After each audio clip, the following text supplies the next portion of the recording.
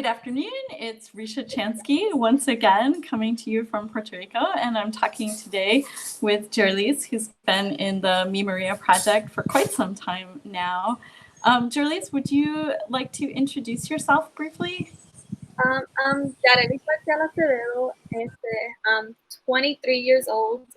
I am from Isabela and I am studying at the University of Puerto Rico, Mayagüez campus. Excellent, excellent. Yarelis, how are you doing on the quarantine? I've been fine. It's been a little worrisome, you could say, with everything that's going on, especially like not being close to my whole family and trying to like communicate with them and see how they're doing, what they're doing, and they're staying safe. If they have enough resources like foods, even masks or gloves in case they want to go out.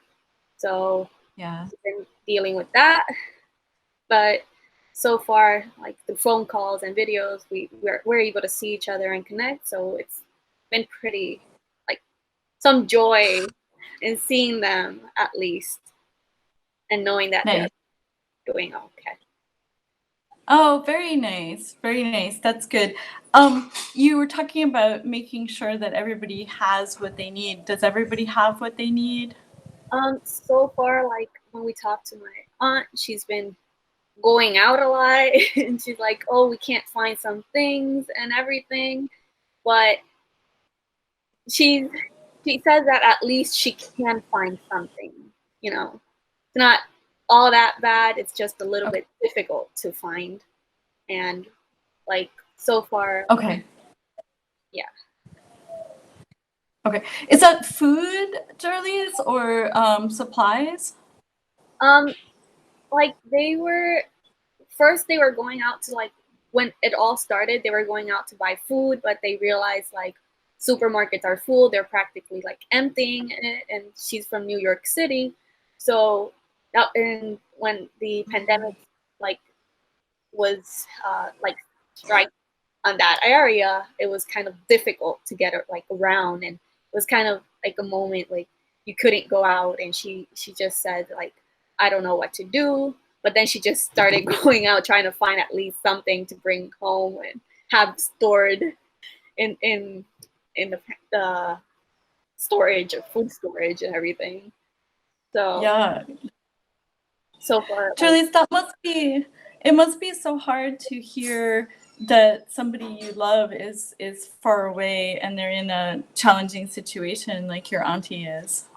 yes, and not only that, but like I've been like keeping up with my father because I had like during the pandemic I got sick twice and I had to go to the hospital, and it was I was actually scared to go to a hospital due to the pandemic going on, and like I didn't want to like go out and actually get the virus or anything, and it's not recommended that you went to the hospitals like just because you had a stomach ache or something like that. It was if it wasn't like serious like a serious condition, maybe you should avoid going to hospitals. Not that they didn't want you there, but you should avoid in, to not get infected.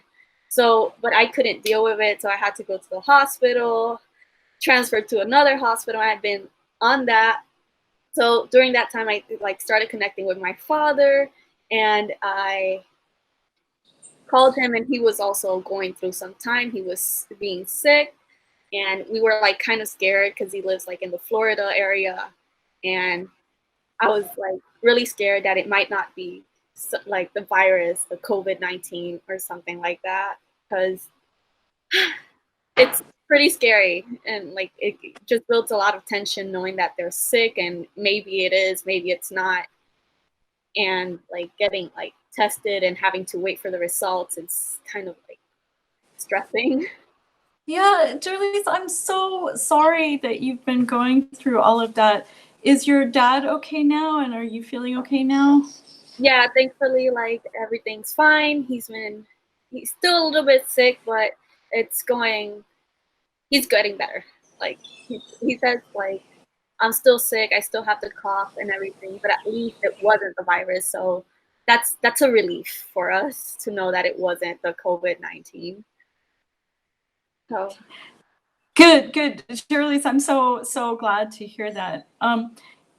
In your work on the Mi Maria project, you've been focusing a lot on the stress and the trauma that you're talking to me about right now, with you entering the hospital and your dad entering the hospital.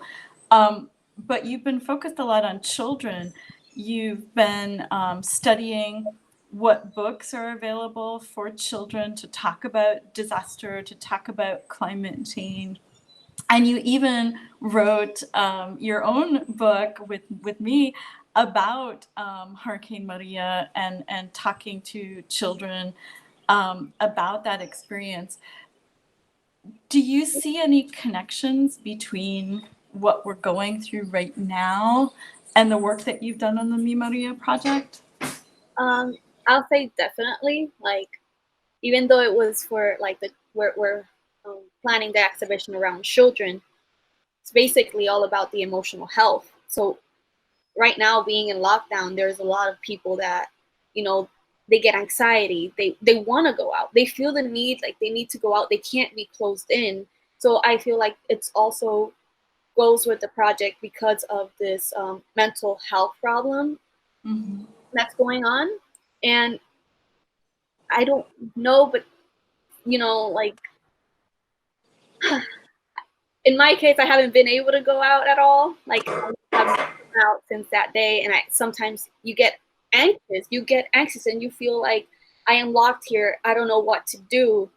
It's like you go out to the to the yard or something, but it's not the same. You can't see anything around you, and it is just like, I don't know. It's just like, it feels like everything's on top of everyone.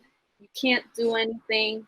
You just have to stay in lockdown and you got to stay in your house because that's at least you won't get infected, and the possibilities of infecting others goes down a lot. So you understand it, but physically and emotionally you're stuck here and can't talk to anyone unless it's by like camera or anything. So you can't like hug your family, you can't say hi or be with them physically and enjoy those times. So Yeah. It almost sounds like you're writing another children's book there, Charlize. uh, I don't know yet. It's a possibility, but Yeah. I don't know. Like, to put like my It sounds like you have some good things to talk about. Yeah, it sounds like you have some really good things to talk about with children that they might have a hard time understanding. Is there anything that you want people to know about the situation in Puerto Rico? um I don't know if I could say much because like I haven't basically been outside. I don't see what's going on basically around me. I could only just see what's giving on in the news or what I could see in Facebook. But I'm just like, sometimes I feel like really overwhelmed because I see posts of like homeless people and where are they supposed to be at right now? Like, they don't have a house, they don't have anything, and they're out in the streets. There's like, you can't go out. Like, so who takes care of them too? Like, they're on their own. So I kind of like, when I see this, it's really hard on me, and I wish I could do something, but I can't risk myself to go out either because like we just try to get one person to go out, and like not everybody goes out at the same time, and in my family households, like one buys everything and comes back, brings it in, and we have like one person in charge. But when you see like the homeless people, they're just wondering. And not even homeless people, I bet there's students that are far away from their homes. They're probably in their or in apartments or hospedajes where they're alone and they probably can't go out and get things. And then you have students who are of like low income and have a little hard time to actually sustain themselves. They need food to survive and everything, and Yeah. they won't be able to get it. So it's like you see all this on Facebook, and the news, and it's like that's the situation that I feel we like something needs to be done. Yeah. And some of those homeless people that you're referencing in Puerto Rico are homeless because of the hurricane, but then also homeless because of the earthquake swarm that has destroyed homes in the south. Especially like now, like the the earth the earthquakes are like we recently got one, and it's like very scary. You can't leave your house and you're having earthquakes. You need to get out of the house. And like, what do I do in these situations? Like, what are people gonna do in these situations? Just really hard because one thing you're told to stay inside, the other one, an earthquake happens and you need to go outside.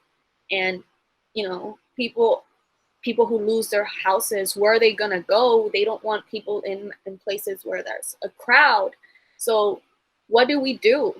Where do we station these people? It's like a question that I ask myself every time I see it. Where are they going? Where are they taking them? Where are they gonna be? Are they gonna be out in the streets? What's gonna happen?